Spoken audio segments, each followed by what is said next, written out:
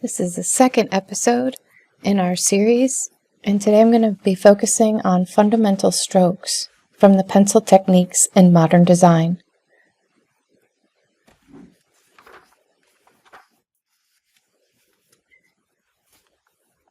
This book has a number of renderings at the beginning. If you remember, I flipped through them in the past, but we'll be looking at them in greater detail as this series continues.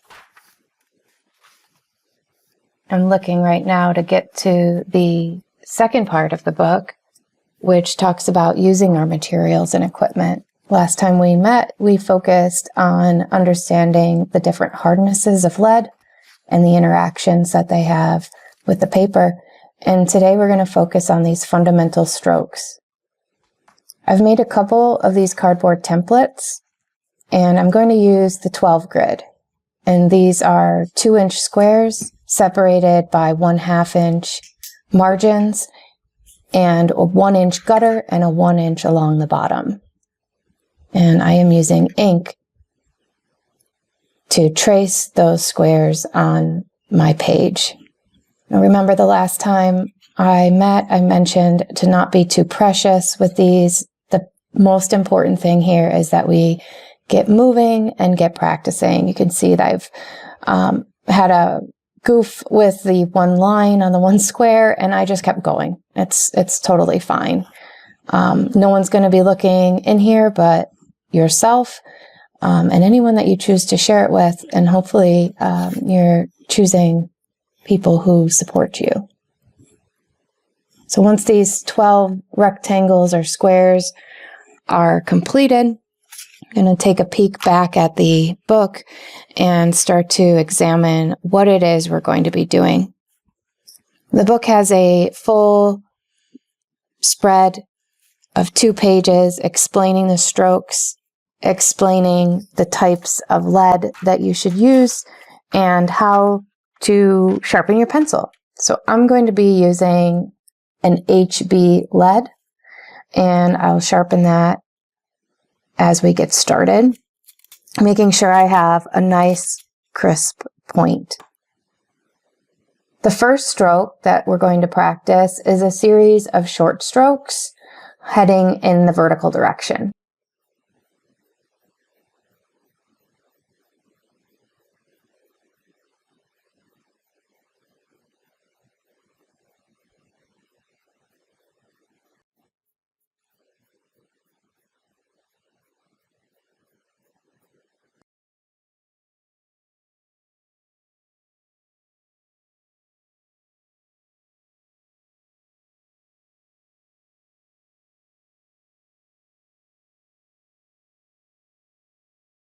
While doing this, I was attempting to keep all of the strokes very similar lengths and thicknesses. The example I brought up on the screen earlier, I think was zoomed in quite a bit. It makes the pencil strokes look like they're 1/8 of an inch across, which is much wider than my pencil lead. My pencil lead is probably less than a 1/16. And you can see here I decided to expedite this process by doing a little bit longer strokes at the bottom, which is also really good practice, making sure that you have the same distance between each line and making sure you're giving each line pressure is practice enough. And now the next piece is long all the way through the 2-inch block. So the same distance between them, trying to keep them even and smooth, maybe some overlapping, but for the most part, continuing this line adjacent to one another across the width of the 2-inch square. And some of these I'll show in real time so you can see this really isn't taking that much time, but the practice is still good, especially if you haven't held a writing utensil in a while. Make sure you're not gripping your pencil too tightly. You can stress your hand and make your hand tired. I know that's going to sound a little strange, but if you do wind up overexerting while you're doing this, you might stop sooner than you want to. In total, this entire exercise took about 36 minutes or so.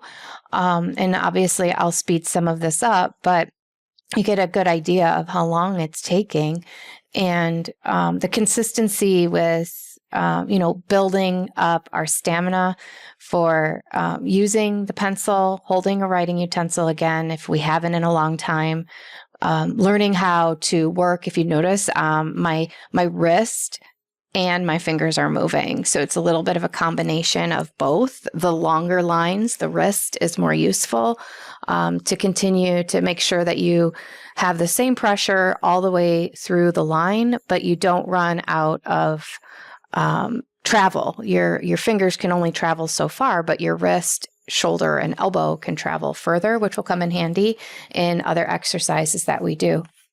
So those first two were vertical lines. Our next is going to be diagonal lines. I'm going to give myself some guiding lines on here, horizontal guiding lines, and I will go diagonally in one direction for each of these, so I get that chevron pattern. Again, keeping the lead and pencil line close to one another. And now in this case, you'll see that my wrist was staying in one direction, but my fingers were doing the movement of the pencil. I was also pivoting from my elbow to keep distance appropriate. And I had to move my book. Don't be afraid to move what you're drawing on. For some of us, we might not like working in a sketchbook. We might prefer to do this on paper that we can easily move. I wanted to do this in a sketchbook, so I would keep this entire series of practice together in one place. Obviously, I guess you can do that with loose leaf paper if you put it in a binder or in a folder, whatever works for you. But I thought using the sketchbook was helpful. Now, also notice I have not resharpened that pencil. What I am doing is subtly changing the rotation of that pencil between my fingers. Occasionally, when I pick it up, I'm rotating it between the thumb and forefinger.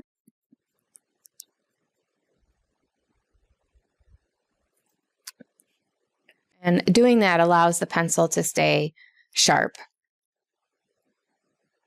I will say, thinking about directionality and where my hand would feel most comfortable, you can see at these diagonals that are going from left to right, I am over those lines. And in the opposite direction, where they're going up from left to right, I'm underneath them. So again, don't be afraid to experiment with where your arm needs to be. And this isn't a back and forth motion. Notice I'm continually one stroke picking up my lead, placing it back at the beginning, and another stroke. So it's not like I'm coloring like we were on the other. This is definitely a series of lines going in one repetitive direction.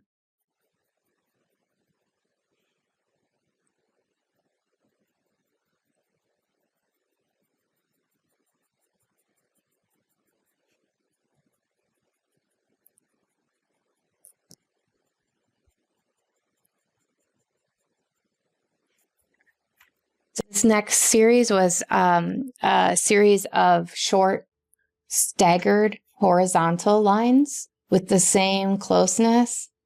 I'm trying to get an understanding of the lead in the tip of that pencil. So you can see I'm making a number of strokes, those first two lines, and then I got independent lines moving across. I am trying to stagger the spacing or the gap in between each line, almost like a row of bricks. This was challenging horizontally, getting them to start and stop, be parallel to the block, while also, continually picking that up. I think this would have been easier if it was long horizontal lines instead of just the start and stop of the horizontals, but staying true to the examples in the book we're using, I thought I would do my best to stay true to those. In retrospect, I may not have done these large 2-inch squares, but I do think the practice was good. It's been a while since I've used a pencil for this type of work. I usually use a lead holder, which the lead is different thickness. The lead holder has a different weight and feeling. So for me, practicing with a tool I have not used in a while was a good exercise. And actually thinking back, I don't think I've ever actually drawn with a pencil like this before. I think I've always used lead holders.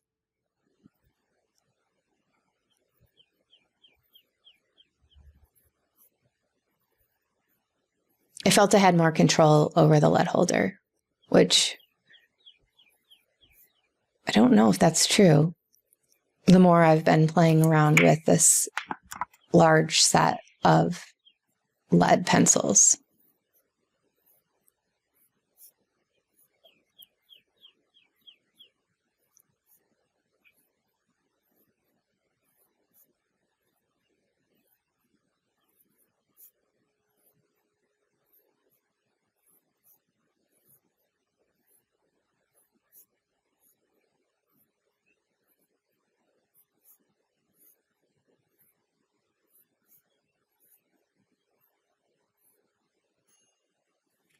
So this next series that we're going to do, that fact that they zoomed in on those and there was such a thickness to that lead is really, really challenged my ability to do these. I struggled with figuring out how to hold the pencil for the kind of swirly vertical lines. As you can see, I've just changed the way I was holding that, and then I come back to look at it again because I couldn't quite get the feeling of that line. It was almost like you're on the flat edge of the pencil and you're just sort of loosely squiggling it down. And so having a flat surface on the lead point made this easier to do. And you're going to see I stop and start often on here because it was just a struggle. And every once in a while, you will see that there are sharp, crisper lines because I rotated the pencil and got to a sharper edge of the lead. So as you practice that, pay attention to the surface of the lead point. It will modify how your lead reacts with the page, which I think I spoke about in the previous video. If you've taken, standardized tests where you have to fill in the, circles so it can be read by a grading machine. Those of us that are more advanced in our age will remember that. Or writing out your math homework with pencil on paper. I used to be very particular about the sharpness of the lead to do that, and it really kind of came into play on this. So I could not keep consistent. This one is probably one I would practice again if I had the opportunity.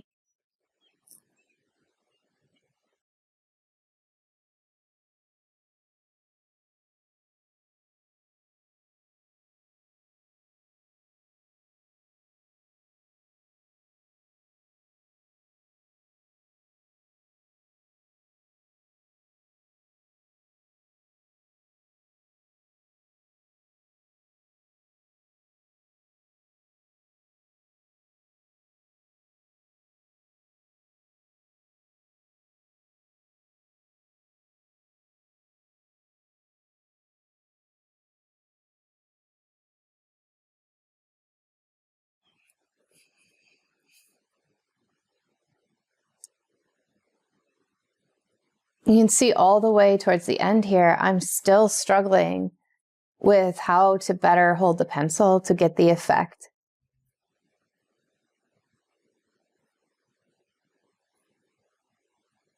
This one was difficult.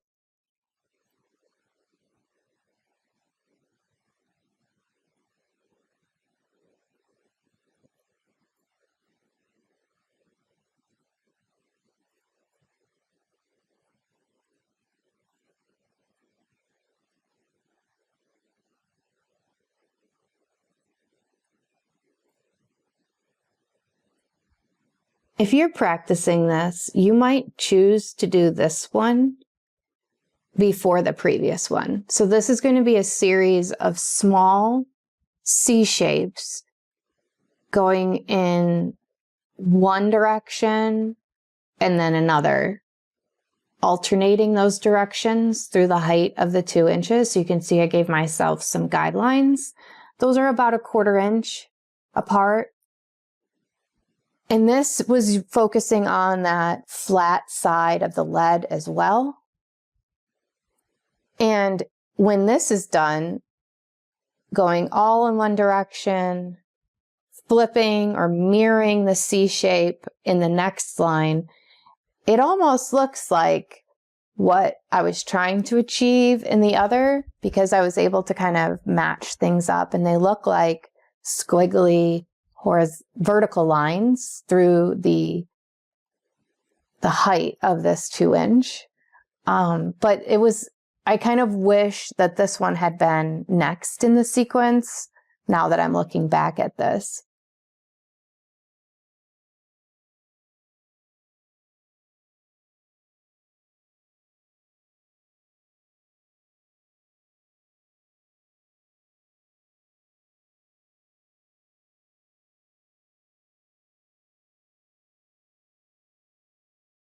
I did this exercise in one sitting. I did have some interruptions. I think I had a phone call, which I've obviously cut out of this, but so I did have a few moments where I was able to release the pencil and relax my hand. I don't remember having any fatigue in my hand doing this, but I do write longhand regularly on paper. So I am often using a writing utensil and am pretty practiced in that. So, but I would imagine if you haven't held a pencil in a while, by the time you filled these 6 squares, you might need a little bit of a break. So don't feel bad if you do. You will get used to holding a pencil and using it over time.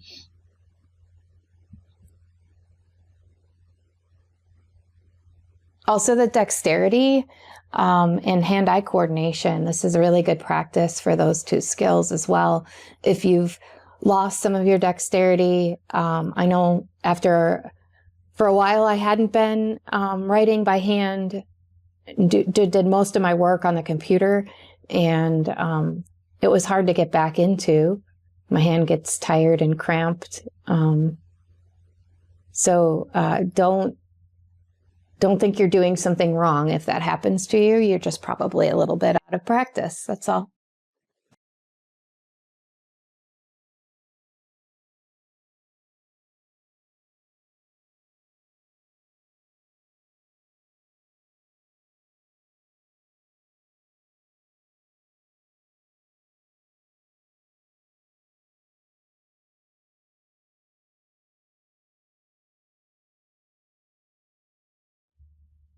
So this next series of 2, I will say I struggled with number 7. You can kind of see that it's a series of short, sharp pencil marks that are reproduced by working left to right and from right to left. And they were meant to be sort of scattered across this page or across the square. But I had a hard time with the scattered effect. So mine wound up being a little bit more like horizontal lines of these shapes, these arcs. And these are frequently used when drawing trees or foliage. So you'd probably be filling in a shape that you've sort of outlined in really thin lines. And you'll see here, I moved my hand around trying to find a position that was comfortable to make these, experimenting with how best to make those shapes. So feel free to do the same thing. And yours don't have to look like lines. The image I showed up on the screen showed them as sort of more, it almost looked like waves hitting a shore. And mine looked a little bit more orderly and was, dare I say, boring than the object of the study we were doing.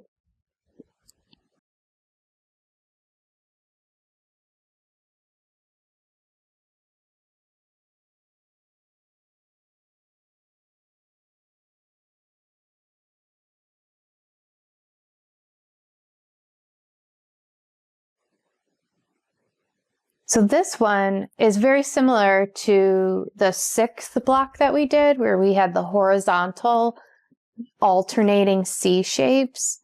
In this, we're going to do them on a diagonal, and they're shorter, but they're all in the same direction. So they kind of look like they're radiating out from the corner. So a series of shorter strokes, arcs that are drawn on a diagonal. This one was not difficult because it was consistent. You're going to see that's a theme with me. I like order, I think. This practice is revealing what I already knew.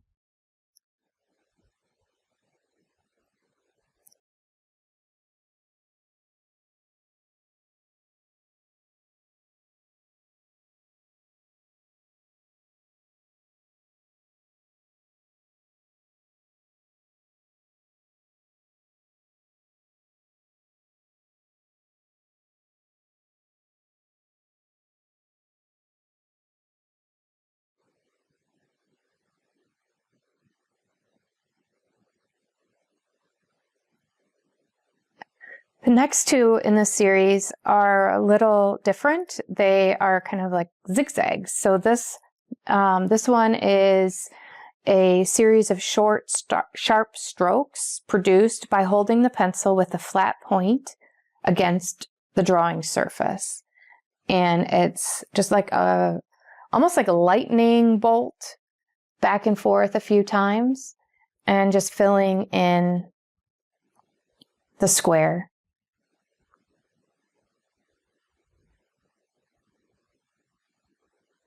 This book doesn't offer what they may be used for, but we'll find a use for them eventually, I am sure.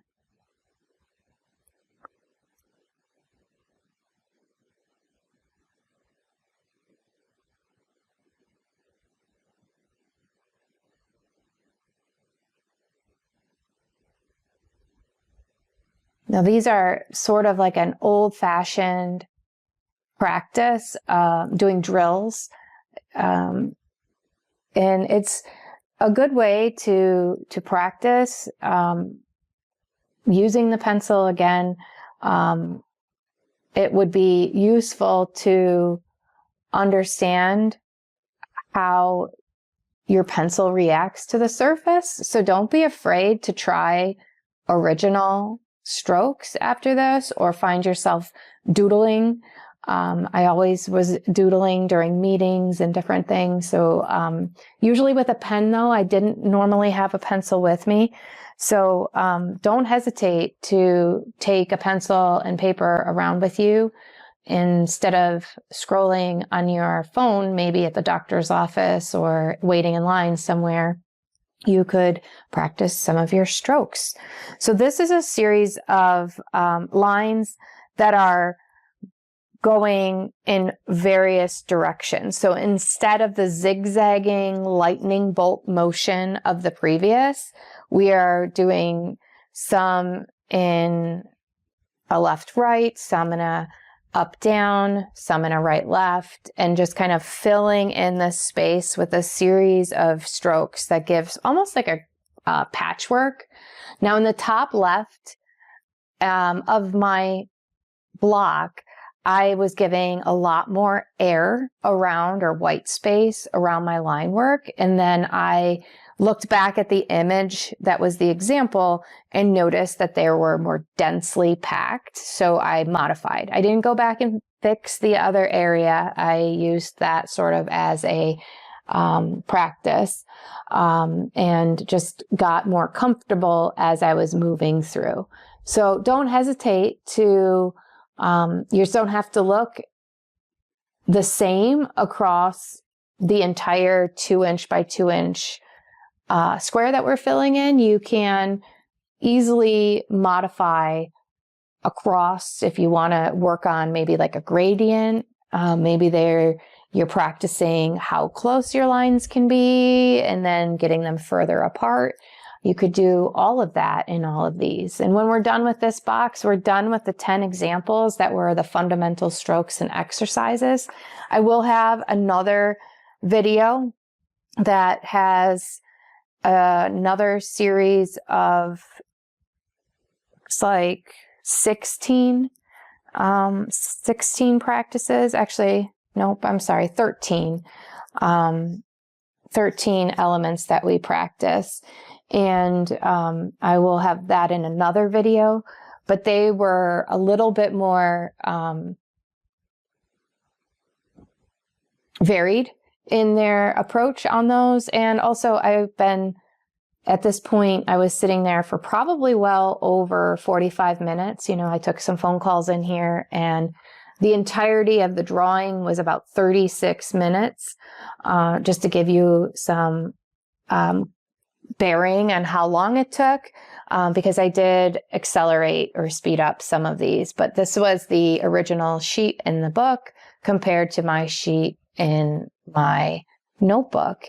And overall, I'm really happy with the practice that I made. And I've been trying to commit to practicing a few minutes every day.